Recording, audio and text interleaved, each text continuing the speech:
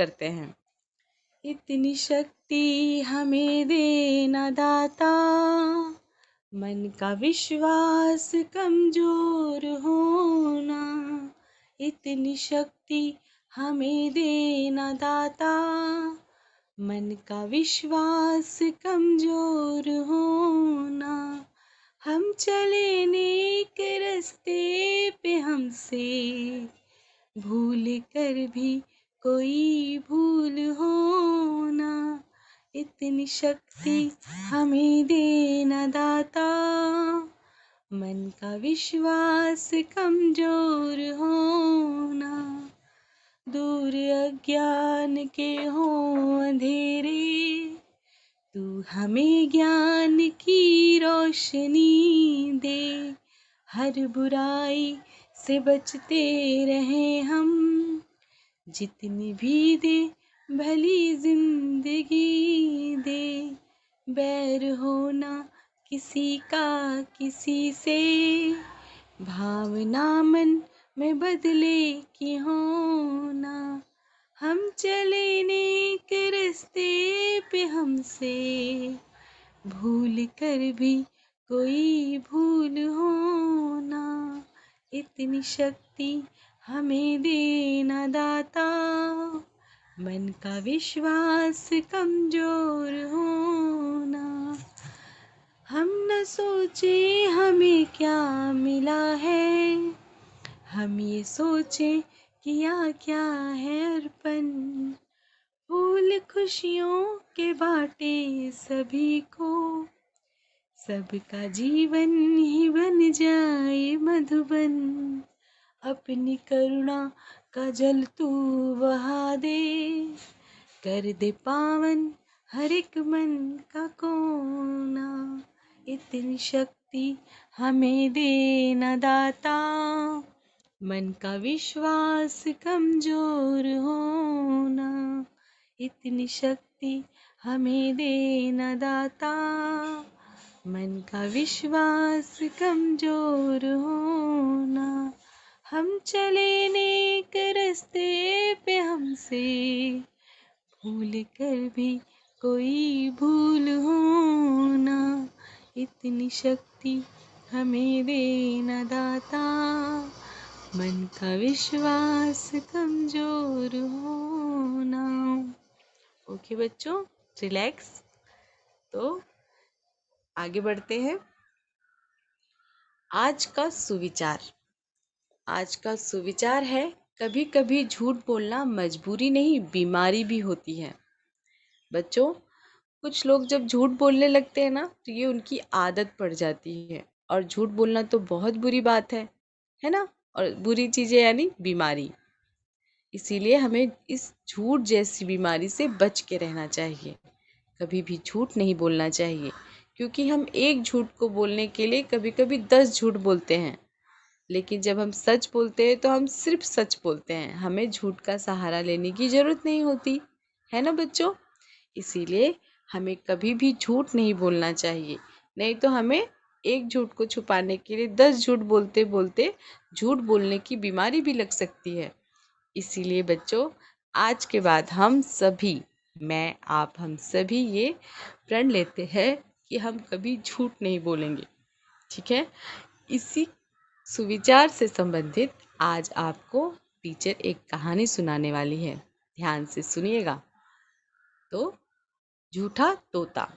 आज हम झूठा तोता इनके बारे में समझेंगे। यहाँ देखिए बच्चों, यहाँ एक तोता है और भी कुछ पक्षी हैं।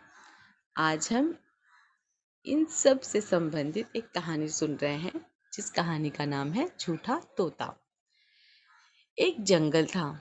वहाँ पे एक पेड़ पे बहुत सारे पक्षी अपना अपना घोंसला बना के रहते थे। लेकिन वहाँ पे एक तोता भी था।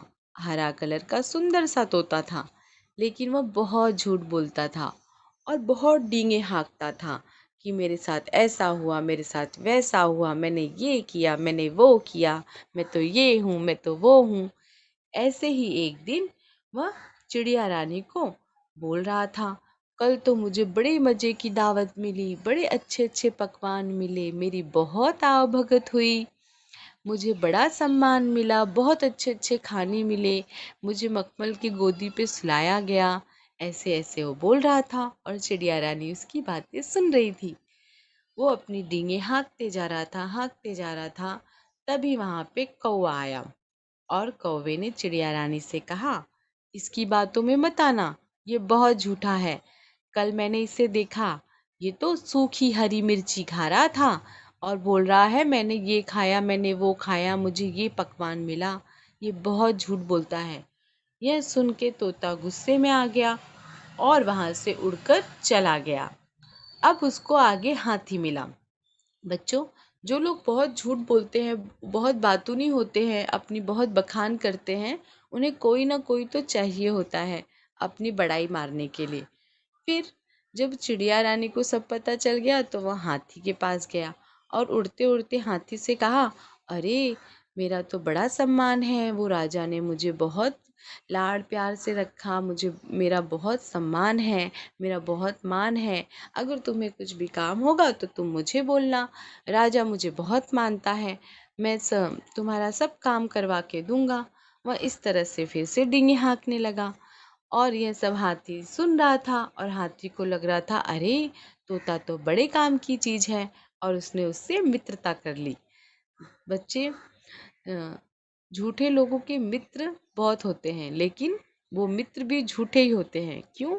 क्योंकि वह झूठ के आधार पे मित्रता करते हैं, दोस्ती करते हैं।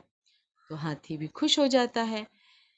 फिर एक दिन वहां पे एक सफेद कबूतर आता है, उनके पेड़ पे रहने आता है एक सफेद कबूतर।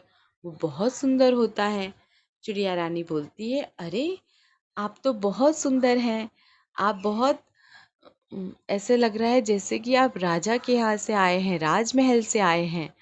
तो कबूतर ने कहा, हाँ हाँ, मैं किसी काम से आया हूँ, मैं अब यहीं रहूंगा कुछ दिन, मुझे देखना है, मुझे किसी काम से यहाँ रहना है। तो सभी पक्षी आ गए और सभी ने उनका स्वागत किया। सभी ने कहा, आप तो बहुत सुंदर हैं, आप बहुत अच्छे दिख रहे हैं। इतने में वहां तोता भी पहुंचा। तोता को ये सब सुन के ईर्ष्या होने लगी। बच्चों, जो भी झूठे व्यक्ति होते हैं ना, उन्हें अच्छे लोगों से ईर्ष्या होती है, यानी वो जलते हैं।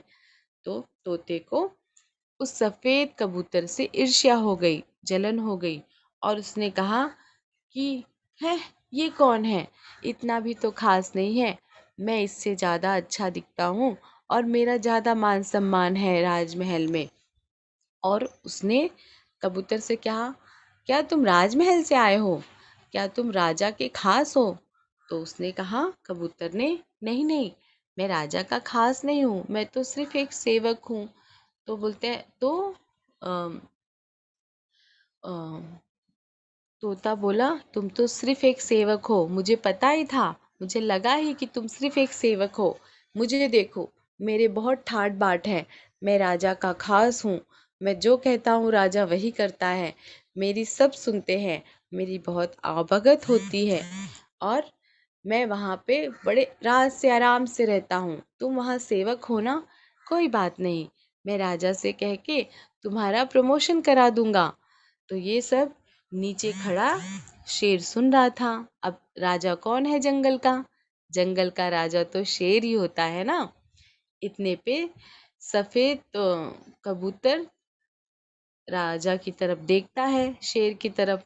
शेर उसे कुछ इशारा करता है और फिर सफेद कबूतर तोता को बताता है कि मैं तो यहाँ आपके लिए आया था, आपको राजमहल ले जाने आया था, आपको एक खास पदवी देनी थी, यानी खास पद देना था आपको राजा के दरबार में। लेकिन अब जब सब आपके पास है ही पहले से, तो आपको क्या जरूरत है राजा के पद की? आप ऐसे ही खुश रहिए, अब आपको यह पद नहीं मिलेगा। इतना सुनते ही तोता उदास हो गया और अपने झूठ बोलने की आदत पे परेशान हो गया। क्यों परेशान हो गया बच्चों?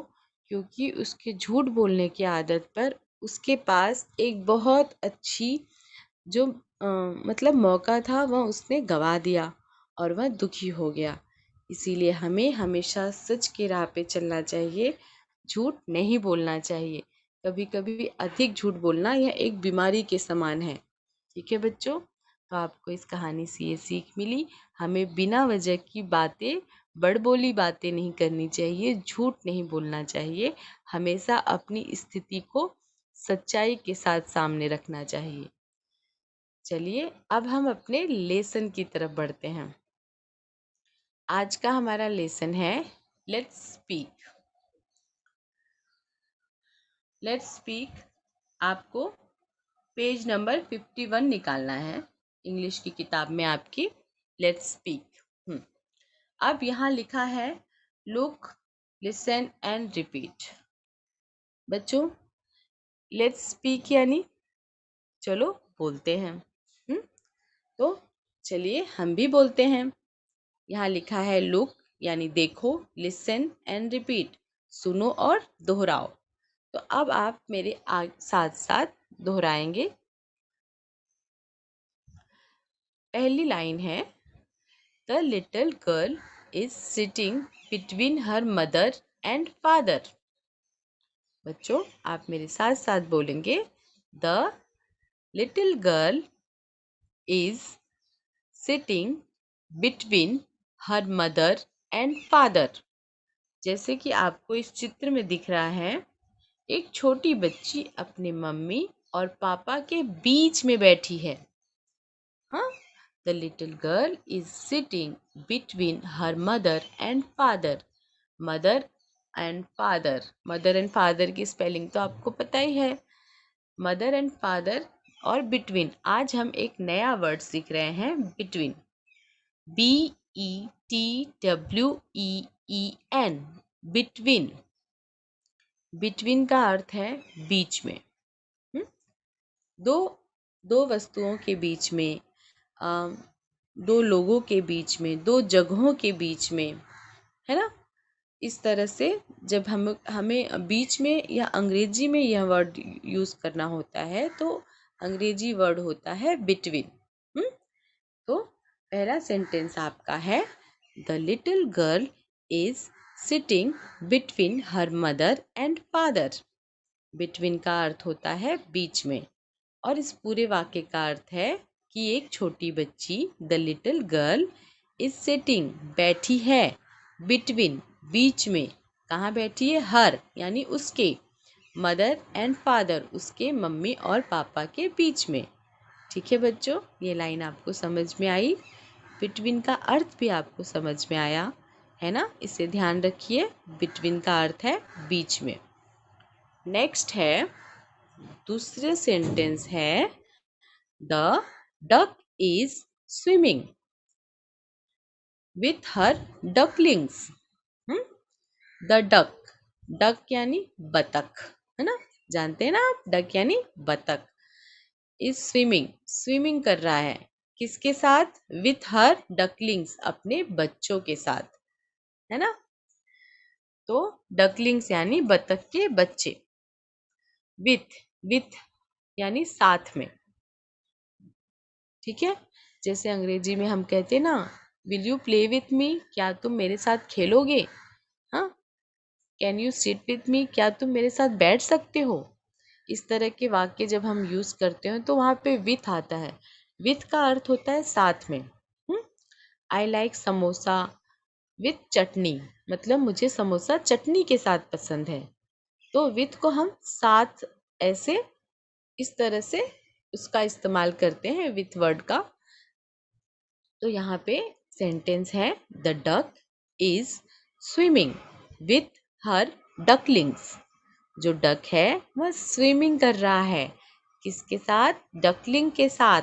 अब साथ का इंग्लिश क्या है? विथ, WITH, साथ में, विथ, WITH, विथ यानी साथ में। अब नेक्स्ट सेंटेंस है the birds are flying over the trees. The birds यानी चिड़िया, बहुत सारी चिड़िया, एक नहीं बहुत सारी, हाँ, एक से अधिक बर्ड्स है ना वहाँ पे, तो यानी कि एक से अधिक, और हमको चित्र में दो चिड़िया दिखाई दे रही हैं। तो the birds are flying, flying यानी उड़ना, ओवर, ओवर यानी ऊपर, द ट्रीज, पेड़ के ऊपर। The birds are flying over the trees, जो चिड़िया हैं दोनों वो कहाँ फ्लाई कर रही हैं? ओवर द ट्रीज, पेड़ों के ऊपर से फ्लाइंग कर रही हैं। ओवर यानी ऊपर। The book over the table, on the table, over the table. तो ये जो ओवर का इस्तेमाल होता है वो ऊपर के लिए होता है, ऑन का भी ऊपर के लिए होता है। और ऑन कभी कभी हम जैसे बटन ऑन करना होता है ना, बस बोलते हैं ना ऑन करो, चालू करो। इस तरह से इंग्लिश थोड़ा कंफ्यूजिंग है लेकिन इजी भी है जब अगर आप सीखेंगे तो। इसीलिए यहाँ पे जो ओवर है उसका अर्थ है ऊपर। ठीक है बच्चों, the birds are flying over the trees, चिड़िया पेड़ के ऊपर से उड़ रही हैं, जैसे कि आप चित्र में देख रहे हैं। पेड़ों के ऊपर दो चिड़िया उड़ रही हैं। तो नेक्स्ट है the butterflies are fluttering around the flowers. The butterflies यानी तितलियां। अब देखो बटरफ्लाई होता है तो वाई रहता है, यहाँ पे ई एस लग गया है ना, यानी तितलियां हैं बहुत सारी, एक से अधिक जब होती हैं तो बटरफ्लाइज बोलते हैं। The butterflies are fluttering, fluttering यानी मंडराना, मंडराते हैं ना, ऐसे ऐसे मंडराना, तितलियां मंडराती हैं ना यहाँ वहाँ। अराउंड द फ्लावर्स, अराउंड यानी आसपास, किसके आसपास? फ्लावर्स के, फूल के। द बटरफ्लाइज आर फ्लटरिंग, मंडरा रही हैं, अराउंड आसपास, द फ्लावर्स, फूलों के। जैसे कि आप चित्र में देख रहे हैं, यहाँ पे 3 फूल हैं और 2 बटरफ्लाइज हैं। अराउंड, अराउंड यानी आस पास। AROUND, अराउंड, अराउंड यानी आस पास। नेक्स्ट है the man is standing near the car. यहाँ पे देखिए एक कार आपको दिखाई दे रही है और उस कार के बगल में कौन बैठ खड़ा है? एक आदमी, है ना। तो बगल में या पास में, हम बोलते हैं ना मेरा घर मेडिकल के बगल में है, हाँ, तो इंग्लिश में कैसे बोलेंगे? नियर द मेडिकल, मेरा घर कहाँ है? नियर द मेडिकल, है ना। आप कहाँ पे हैं? नियर द स्टेशन, मैं स्टेशन के पास में हूँ। इंग्लिश में उसको इस तरह से बोला जाएगा। अगर आप कह रहे हैं मैं स्टेशन के पास हूँ, यानी कि I am near in station. तो उसी तरह से the man is standing near the car, जो आदमी है वो स्टैंडिंग है, कहाँ खड़ा है? कहाँ खड़ा है? नियर द कार, कार के पास। तो नियर का अर्थ होता है पास में। और नियर का अपोजिट क्या होता है बच्चों? फार यानी दूर। NEAR, नियर यानी पास। FAR, फार, फार यानी दूर। तो नियर यानी पास। अब नेक्स्ट है the car is parked under the tree. आपको इस ट्री के नीचे एक कार दिख रही है ना। अब यहाँ लिखा है द कार, यानी कि यह कार इज पार्क्ड, पार्क्ड यानी खड़ी की गई है। हाँ, खड़ी की गई है, पार्क हो नहीं रही है, ऑलरेडी खड़ी कर दी गई है। ईडी लगा है, देखिए पार्क्ड, पार्क में ईडी लग गया है, यानी कि यह पहले से ही खड़ी की गई है। कहाँ पे खड़ी की गई है? अंडर द ट्री, अंडर यानी नीचे, किसके नीचे? द ट्री, ट्री के नीचे। तो यहाँ अंडर का मतलब है नीचे। आज हमको अंडर का मतलब पता चला है। अंडर का मतलब होता है नीचे, UNDER, अंडर। हाँ, the cat is under the table, है ना। The ball is under the bed, यानी कि अंडर नीचे, UNDER, अंडर। तो उसी तरह the car is parked under the tree, car कहाँ खड़ी है बच्चों? अंडर द ट्री, यानी कि पेड़ के नीचे। अब नेक्स्ट है the boy is sitting by the stream. ये थोड़ा सा अलग है। बाय द यानी यहाँ पे उसका अर्थ हो गया किनारे में आपका, नहीं तो कभी कभी द्वारा भी होता है, उसका मीनिंग साथ में भी होता है। लेकिन यहाँ पे इसका मीनिंग है कि वह स्ट्रीम के किनारे हैं। स्ट्रीम यानी धाराएं, जो नदी की धारा बहती है उसके वह किनारे है। The boy is sitting by the stream. The boy यानी लड़का, द सिटिंग कहाँ बैठा है, कि कहाँ बैठा है, बाय द स्ट्रीम यानी कि धारा के किनारे। नदी की जो धारा बहती है तेजी से, ये रिवर नहीं लिखा है, रिवर यानी नदी होता है, लेकिन जो स्ट्रीम लिखा है, स्ट्रीम का मतलब होता है नदी की धारा, तो वह नदी की धारा के किनारे बैठा हुआ है। यहाँ पे बाय द का मतलब किनारे से आता है, ठीक है। तो the boy is sitting by the stream. बहुत सारे अंग्रेजी अक्षरों का बच्चों, वर्णों का, अंग्रेजी शब्दों का मीनिंग हर जगह थोड़ा थोड़ा बदलता है। आप जब जब धीरे धीरे बड़े होंगे, आगे आगे कक्षाओं में जाएंगे, तो आप इसे और बेहतर तरीके से समझेंगे, ठीक है। तो चलिए और आगे बढ़ते हैं।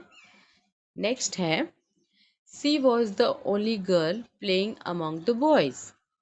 सी वॉज यानी वह एक, द ओनली गर्ल्स एक अकेली लड़की है, प्लेइंग अमोंग द बॉयज जो खेल रही है लड़कों के बीच में। अमोंग यानी बीच में। अब देखो, बिटवीन यानी भी बीच में होता है और अमोंग यानी भी बीच में होता है ना कंफ्यूजिंग थोड़ा सा। बस हमको थोड़ा ध्यान देने की ज़रूरत है कि कौन सा शब्द हमें कहाँ इस्तेमाल करना है। तो यहाँ पे अमोंग का मतलब के बीच में है, AMONG, अमंग। अमंग यानी के बीच में। She was the only girl, वहाँ सिर्फ यही एक लड़की है जो कि प्लेइंग कर रही है अमंग द बॉयज, जो खेल रही है इनके बीचों में, लड़के के बीच में सिर्फ यह एक अकेली लड़की है जो खेल रही है। तो यहाँ पे भी बीच में का अर्थ है अमंग, AMONG, अमंग यानी के बीच में। तो आपने ये सारे सेंटेंसेस देखे, न्यू वर्ड्स भी देखे। अब हम उन न्यू वर्ड्स को रिपीट करेंगे, ठीक है। अब यहाँ देखिए, यहाँ लिखा है ना बिटवीन, BETWEEN, बिटवीन। बिटवीन यानी बीच में। यहाँ पे बिटवीन का अर्थ, यहाँ पे क्या हर जगह ही बिटवीन का अर्थ यानी बीच में होता है, इसमें कुछ दूसरा अर्थ नहीं है इसका। बिटवीन यानी बीच में। With, WITH, with. विथ यानी साथ में, इसका भी एक ही अर्थ होता है, विथ। विथ का अर्थ होता है साथ में। Over, OVER, over. ओवर यानी ऊपर। कभी कभी ओवर यानी ख़त्म भी ऐसा आता है, लेकिन यहाँ जो सेंटेंस दिया है उसमें ओवर का मतलब ऊपर है, तो OVER, ओवर यानी ऊपर। अमंग, AMONG, एमंग यानी के बीच में। बिटवीन यानी सिर्फ बीच में था, एमंग यानी के बीच में। AMONG, among. अमंग यानी बीच में। Near, NEAR, near. नियर यानी पास में, पास। NEAR, near. नियर यानी पास। Under, UNDER, under. अंडर यानी नीचे, किसी भी वस्तु, जगह, पेड़ पौधों के नीचे यानी अंडर। नीचे को यहाँ अंडर कहा गया है, UNDER, अंडर। बाय, बाय के बहुत अलग अलग मीनिंग हर जगह होते हैं। यहाँ पे बाय यानी एक स्ट्रीम के किनारे से रिलेटेड है, इसीलिए हम उसमें दर्शाएंगे BY, बाय। अराउंड, अराउंड यानी आसपास, AROUND, अराउंड। अराउंड यानी आसपास। बच्चों, आपको ये सारी जो ड्राइंग है, अगर हो सके तो ड्राइंग के साथ या पिक्चर्स कटिंग करके आपको ये सेंटेंसेस अपनी कॉपी में लिखना है और जो भी ये न्यू वर्ड्स हैं, जो देखिए आपके किताब में भी डार्क ब्लैक में है, आपको वो थोड़े ब्लैक में लिख के फिर बुक में लिख कर उसकी फ़ोटो खींच के अपने ग्रुप में भेजना है। ठीक है बच्चों, तो आपको ये सारे सेंटेंसेस लिखने हैं। अगर ये आपको ड्राइंग आ रही है तो आपको वो ड्राइंग बनानी है। अगर ड्राइंग नहीं आ रही है तो उसे किसी तरह कटिंग कीजिए और उसको चिपका के फिर उसको सेंटेंस लिख के और वो उसे कहाँ भेजना है, ये होमवर्क आपके ग्रुप में भेजना है। इस तरह से आपको लिखना है और कटिंग लगा के चिपका के और अलग से ऐसे वर्ड्स जो नया वर्ड हमने सीखा जैसे कि अराउंड, आसपास, उसको भी नीचे लिखना है जैसे ये टीचर ने लिखा है ना। इस तरह से आपको सेंटेंस लिखना है, पिक्चर चिपकाना है और ये नया वर्ड्स लिखना है और कहाँ भेजना है, ग्रुप में भेजना है। तो अगर आपको यह वीडियो अच्छा लगा हो बच्चों, तो आप प्लीज़ लाइक कीजिए और अपने दोस्तों को शेयर कीजिए ताकि वह भी इस जानकारी को ले सकें और इस चैनल को सब्सक्राइब कीजिए और सबसे कहिए करने के लिए। ओके बच्चों, thank you, bye bye, take care.